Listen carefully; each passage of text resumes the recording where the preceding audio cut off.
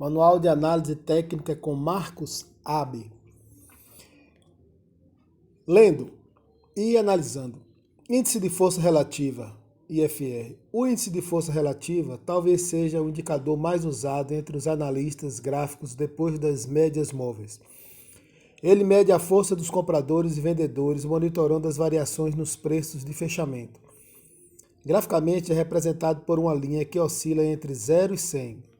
Seu princípio é de que um ativo não consegue seguir em uma direção por muito tempo sem corrigir seu movimento ou invertê-lo.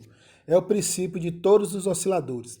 O movimento oscilatório do índice de força relativa, IFR, ajuda a identificar zonas de sobrecompra e sobrevenda.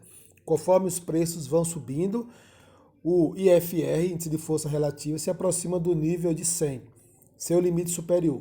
Conforme os preços vão caindo, o índice de força relativa se aproxima do nível 0, seu limite inferior. Inicialmente, foi considerado que se o índice de força relativa atingir o nível de 70, os preços estariam sobrecomprados, e se o índice de força relativa atingir o nível de 30, os preços estariam sobrevendidos.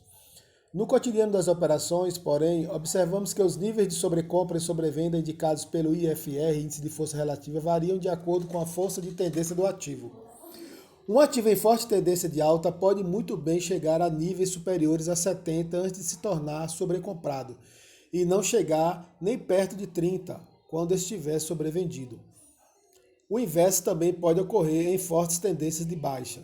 Então, devemos estabelecer níveis diferentes de sobrecompra e sobrevenda para cada ativo, de acordo com a força de sua tendência principal. Chamamos essa técnica de índice de força relativa ajustado. Consiste em ajustar o nível de sobrecompra do indicador ao traçar uma linha de resistência em uma região na qual o índice de força relativa vem formando topos na tendência vigente do ativo.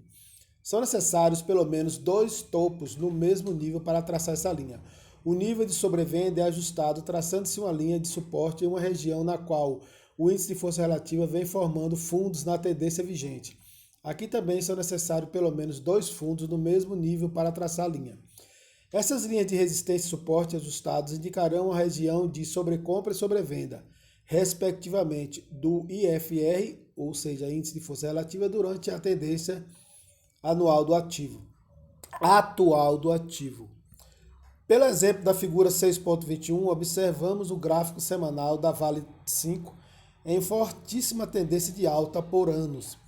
Ajustando seu IFR, encontramos o indicador formado topos no nível 80. Então, traçamos uma linha de resistência nesse nível, unindo esses topos. Essa será a zona de sobrecompra do ativo, dado pelo IFR. Os fundos estão sendo formados por volta de 37. Então, traçamos uma linha de suporte nesse nível, unindo esses fundos. Essa será a zona de sobrevenda do ativo, determinado pelo IFR. Observe que a cada toque do IFR, nessas linhas, ocorreu uma reversão imediata no movimento. Por esse gráfico, concluímos que a cada aproximação do IFR à sua linha de suporte, podemos nos preparar para uma reversão da tendência de menor prazo, de baixa para alta. Por outro lado, sempre que o IFR se aproxima de sua linha de resistência, devemos nos preparar para o início de um movimento de baixa. Repare também que durante todo esse período de tendência primária de alta, o IRF respeitou seu suporte no nível de 37, continuando a força do movimento. Para determinar zonas de sobrecompra e sobrevenda em tendências de baixa, basta fazer o ajuste quando constatar a nova tendência. É preciso que o ajuste seja feito para cada ativo de acordo com sua tendência e referência temporal, semanal, diário, 60 minutos, etc. Ainda dentro da técnica da IFR, índice de força relativa ajustado, o rompimento do suporte ajustado em uma tendência de alta é um aviso de que a tendência de alta fraquejou e o ativo pode iniciar uma tendência de baixa.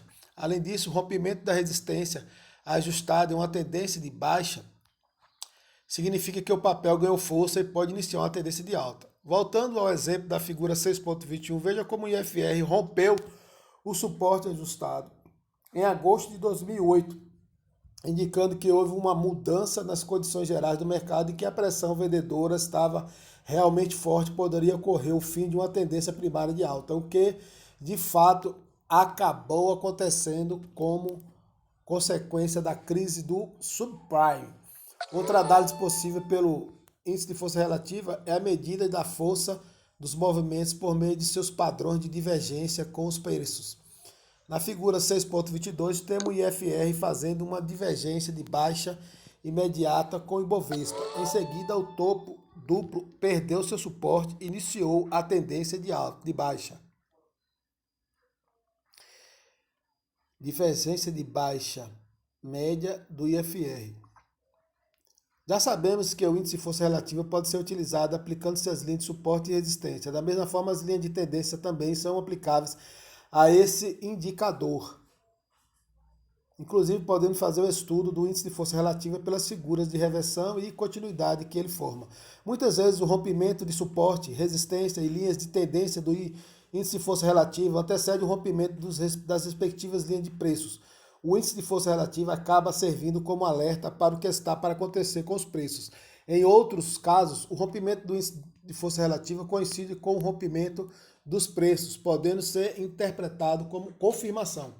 É importante saber que os padrões gráficos que o índice de força relativa forma nem sempre coincidem com o padrão formado pelos preços, mas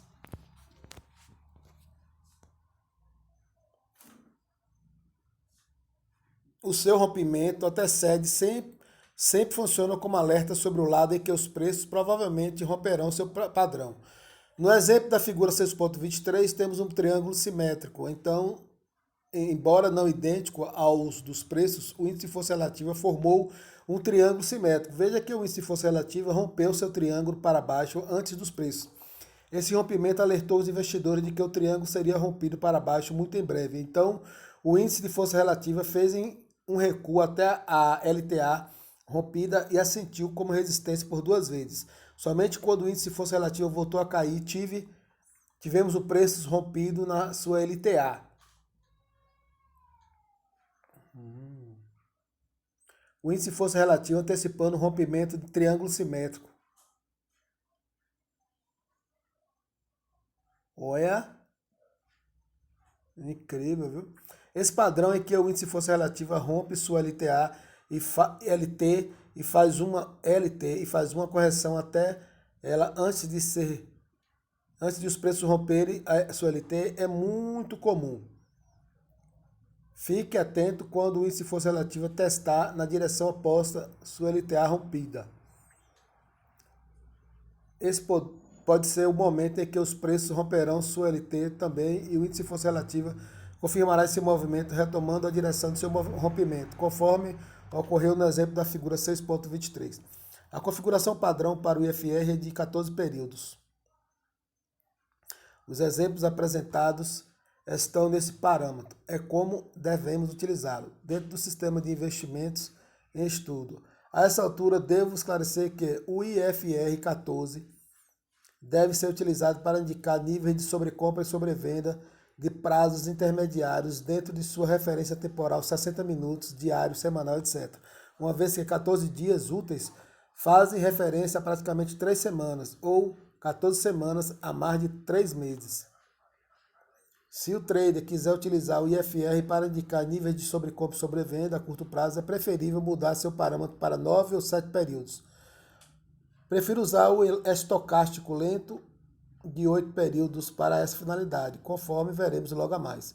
Em resumo, utilizaremos o IFR para identificar níveis de sobrecompra e sobrevenda intermediários, a força dos movimentos pelos padrões de divergência com os preços e como ferramenta de auxílio para antecipar ou confirmar rompimento de suportes, resistências e linhas de tendência.